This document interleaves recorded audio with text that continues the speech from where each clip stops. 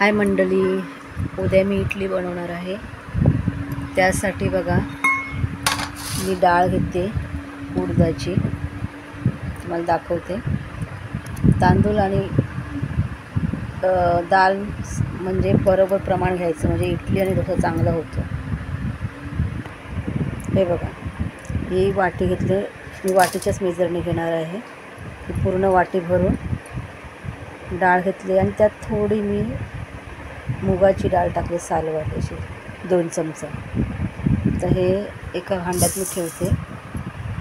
आता ह्याच वाटीने 1 वाटी डाळ घेतली उडद्याची, तर 2 वाट्या तांदूळ घेते। ते पण रेशनचे असतात ना, त्याने चांगला डोसा होतो।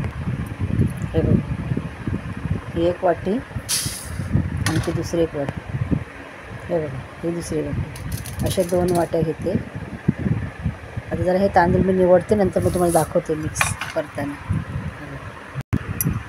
हे बघा, रेशनचे तांदूळ असतात, मी असे चालून घेते आणि ह्याने चालते। जो कचरा असतो तो बाहेर पडतो आणि मग चालून घेऊन निवडते।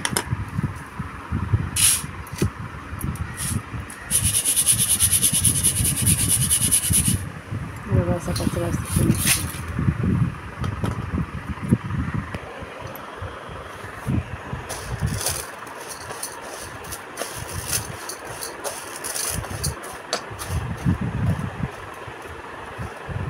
रेशनच्या तांदूळमध्ये असे कधी कधी पोरे असतात, ते बघा, हे असे काढायचे।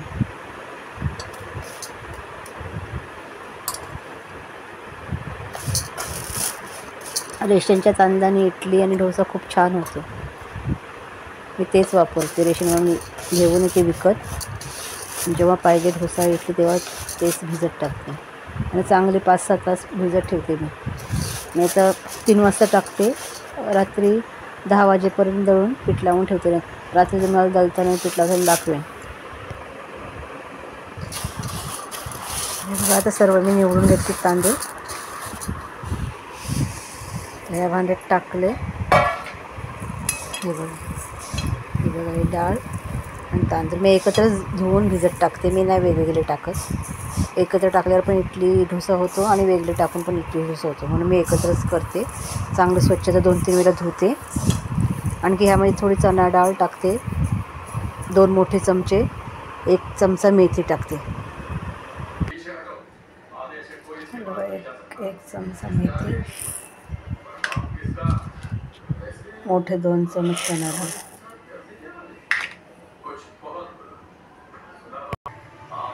हे बघा, आता पाण्याने 2-3 वेळा मी धुवून घेते।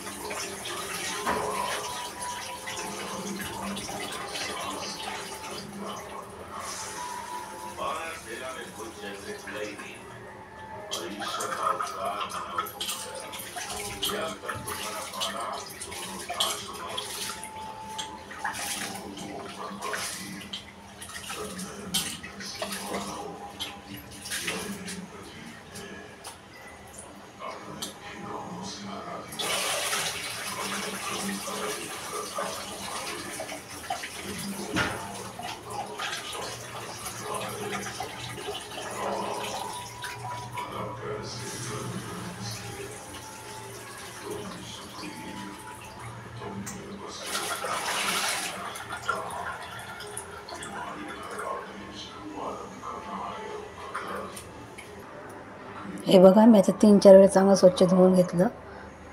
आता हे भिजत ठेवते 5-6 तास. संध्याकाळी पीठ काढताना तुम्हाला दाखवते.